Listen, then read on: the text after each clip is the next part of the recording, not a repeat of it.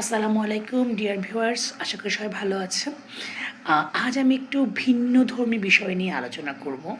আজকে আমার আলোচনার বিষয় হচ্ছে, একজন ল স্টুডেন্ট হিসেবে আমি আজকে চাইবো আপনাদেরকে মুসলিম পারিবারিক উত্তরাধিকার আইন সম্পর্কে কিছু জিনিস অবহিত করতে।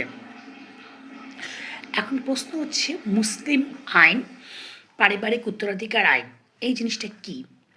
এই জিনিসটা হচ্ছে, সাধারণত আমরা মারা যাওয়ার পরে আমাদের ওয়ারিশানের মধ্যে আমাদের সম্পত্তি বন্টন হয়। এই ওয়ারিশান সাধারণত কারা থাকে? আমাদের বাবা মা, ছেলে মেয়ে, ভাই বোন, বৈমিত্র বা বৈপাত্রিক ভাই বোন, এরা হচ্ছে আমাদের স্বামী স্ত্রী, স্বাভাবিকভাবে আমাদের ওয়ারিশান। এখন আমরা এই ওয়ারিশানগণকে আমরা নর্মালি দুই ভাগে ভাগ করি। প্রথম হচ্ছে যেটা, একটা হচ্ছে আমাদের মৌলিক উত্তরাধিকার, বা যারা আমাদের অংশীদার বলা হয়। আরেকটা হচ্ছে যাদেরকে আমরা অবশিষ্টভোগী বলি। এখন এখানে একটু জানার জন্য আমরা বলি যে আমাদের দেশের বেশিরভাগ মানুষ হচ্ছে হানাফি মাযহাবের অনুসারী। এখন এই হানাফি মাযহাবের অনুসারে যে সম্পত্তি উত্তরাধিকার বন্টন আইন, এটা 1961 সালে একটা অধ্যাদেশের মাধ্যমে কিছু পরিবর্তন হয়, এবং সেই পরিবর্তিত আইনটি বর্তমানে আমাদের উত্তরাধিকার আইন হিসেবে প্রচলিত আছে। এখন আমাদের যে অবশিষ্টভোগী এবং আমাদের অংশীদারের মধ্যে পার্থক্যটা কী?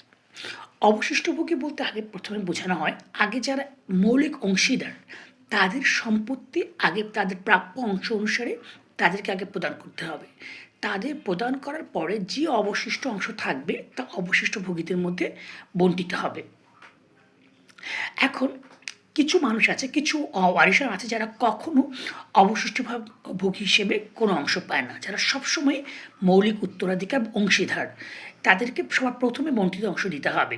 যেমন তারা কে কে? মাতা, স্বামী, স্ত্রী, বৈপিত্র ভাই, বৈপিত্র বোন, দাদা নানি। মানে হচ্ছে, আমরা যখন সম্পত্তি বন্টন করব, তখন প্রথমে এদেরকে আমাদের অংশটা আগে আলাদা করে দিতে হবে। এখন বাকিরা কখনো কখনো অংশীদার, কখনো কখনো অবশিষ্টভোগী হয়, তবে ছেলে কখনই অংশীদার হয় না। আচ্ছা, আমরা এগুলো এখন একটা একটা করে আমরা গ্র্যাজুয়ালি আসবো। সাপোজ আমরা মনে করতে পারি যে কোনো ব্যক্তির, আমরা এখন একজন একজন করে আসবো, যে আমাদের সাপোজ আমরা এখন চিন্তা করব যে আমাদের পিতা, আমার পিতা কখন কতটুকু অংশের বণ্টিত অংশের মালিকানা হবে কেউ একজন মারা যাওয়ার পরে।